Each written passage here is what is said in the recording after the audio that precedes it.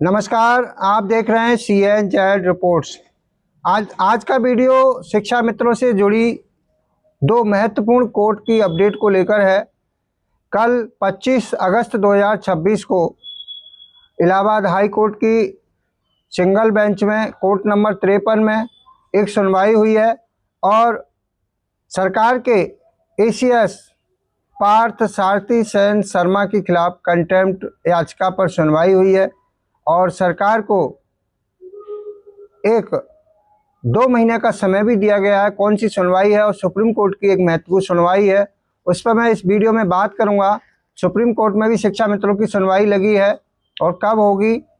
इंद्रपाल जी के नाम से जो केस पड़ा हुआ है, जिसमें 2014 तक जो TT पास थे उन लोगों ने ये केस लड़ा है और उस पर भी विस्तार से बात करूंगा। 8 से 10 मिनट में ये वीडियो आपको पूरी सुनने के बाद पूरी जानकारी आपको मिल जाएगी, तो बने रहिए अंत तक।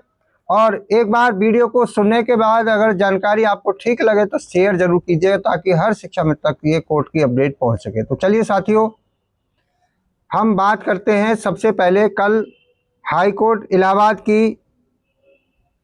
इलाहाबाद की जो सुनवाई हुई है वो क्या मामला था, थोड़ा उस पर बात करते हैं। इसको समझने के लिए थोड़ा सा हमें पीछे बताना पड़ेगा।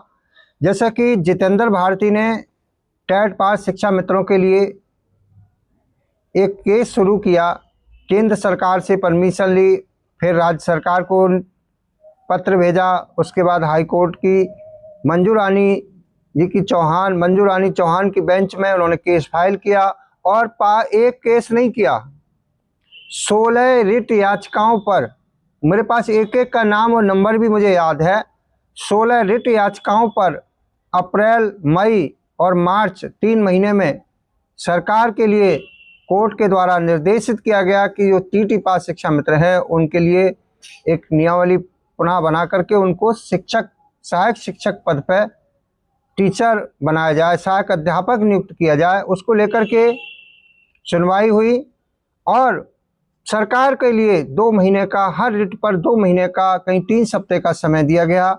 इसी क्रम में जैसे जैसे सुनवाई होती गई और सरकार के लिए से जवाब मांगा गया और सरकार को जिन जिन ने रिट दाखिल की थी उनमें जितेंद्र भारती नंबर 1 पर थे, तेज बहादुर मौर्य, उसके बाद विवेकानंद, प्रमोद, राजनारायण, संतोष कुमार और शिक्षा मित्र एसोसिएशन के नाम से, रेखा के नाम से। उसके साथ साथ में अवधेश श्रीवास्तव के भी द्वारा 2-3 रिट पड़ी थी, गुड्डू सिंह के द्वारा पड़ी और भी लोगों के द्वारा लगभग कुल 16 रिटों पर सुनवाई हुई, आदेश और निर्देश हुए सरकार को, और उसमें बहुत सारी रिट सरकार के द्वारा निरस्त कर दी गई, ये कह करके कि ये 25 जुलाई 2017 को मामला निमट चुका है, उसका हवाला दिया गया। और धर्म सिंह और जग्गो देवी, ये बहुत सारे निर्णय सुप्रीम कोर्ट के उसमें थे, उनको कहा गया कि ये तो नौकरी से बाहर हो गए थे, ये शासनादेश के तहत नियुक्त हुए थे, और शिक्षा मित्र एक तरह से अलग तरह से नियुक्त हुए, ये शासनादेश के तहत नियुक्त हुए। तो उसको लेकर के शिक्षा मित्रों को लगा कि हाँ, हमारे लिए ये न्याय नहीं है, अन्याय हो रहा है, शिक्षा मित्रों के साथ अनदेखी हो रही है। तो उन्होंने फिर से जो प्रत्यावेदन निरस्त किए गए सरकार के द्वारा, उनको पुनः उसी सिंगल बेंच में चैलेंज किया गया और उस सिंगल बेंच में अब तक 14 रिट पड़ चुकी है। जितेंद्र भारती के साथ 14 रिट एक साथ टैग हो चुकी हैं। अब उनकी भी सुनवाई बहुत जल्द लगने वाली है, अभी भी प्रोसेस में चल रहा है मामला। अब जो कल सुनवाई हुई है उसके बारे में बता दूं, जैसे कि कल जो सुनवाई हुई है विवेकानंद के नाम से हुई है, क्योंकि विवेकानंद का जो निर्णय आया था 28/3/2026 को ऑर्डर आया था हाई कोर्ट से, जस्टिस मंजू रानी चौहान की बेंच से, उसमें सरकार के लिए कहा गया था कि 2 महीने के अंदर शिक्षा मित्रों के लिए निर्णय ले, सरकार सहायक अध्यापक बनाने के लिए निर्णय ले।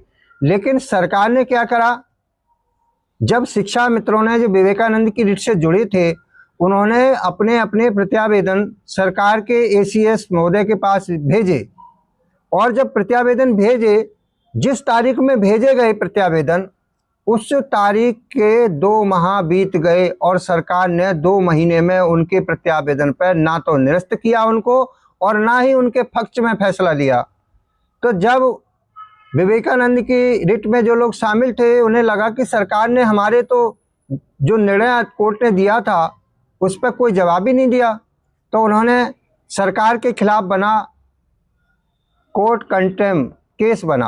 उन्होंने सरकार के खिलाफ, सरकार के जो बेसिक शिक्षा के एसीएस हैं पार्थ सारथी सेन शर्मा के खिलाफ हाई कोर्ट की सिंगल बेंच में कंटेम्प्ट किया गया और उसकी सुनवाई कल 25 अगस्त को सुनवाई हुई और सुनवाई बहुत अच्छी हुई।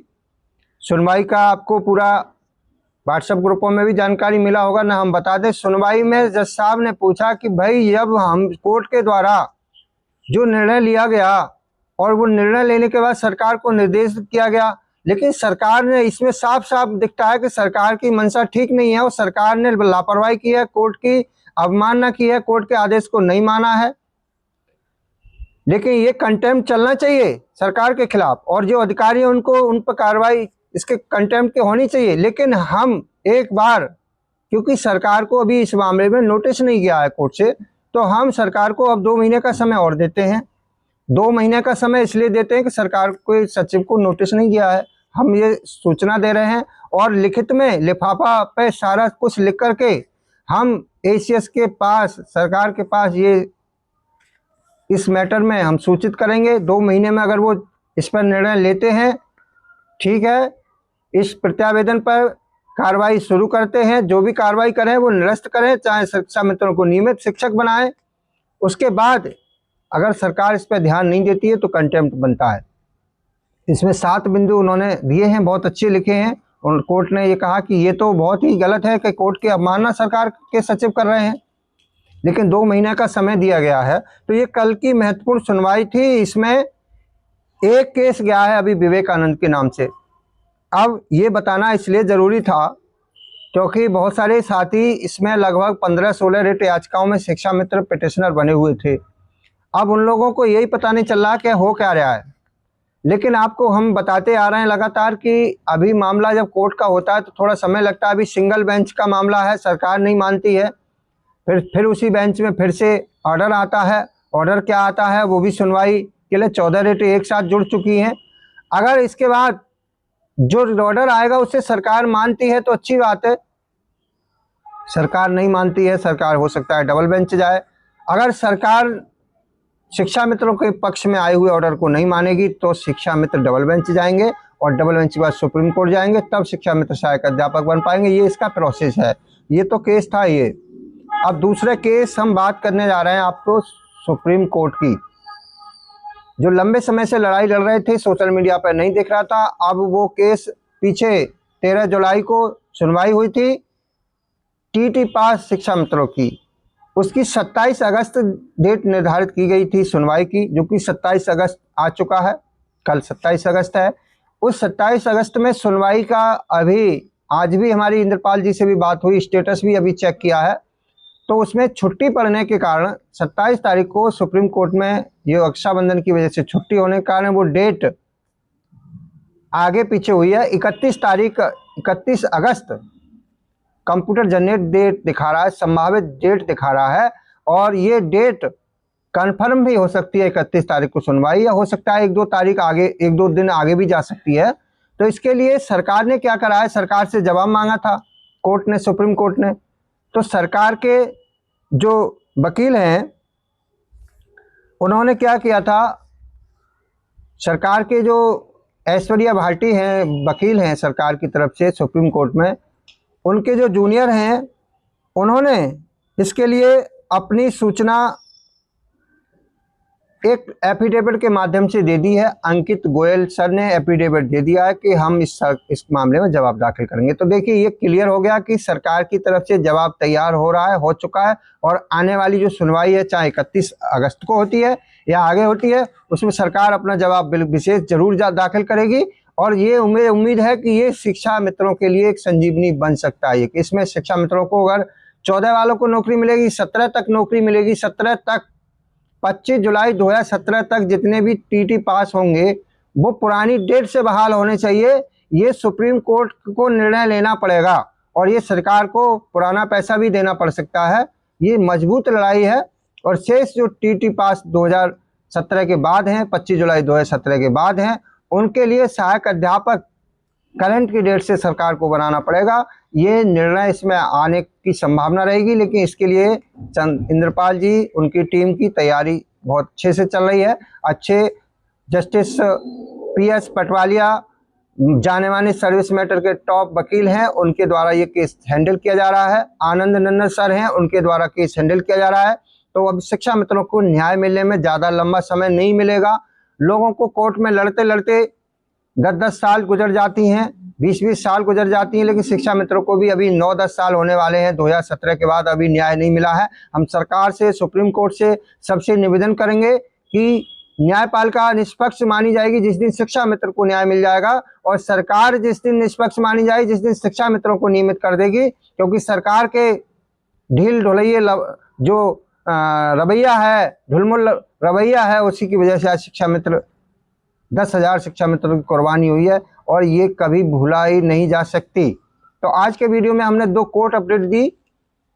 आज इस वीडियो में इतना ही। मिलेंगे अगले नेक्स्ट वीडियो में। तब तक के लिए सभी को नमस्कार, धन्यवाद।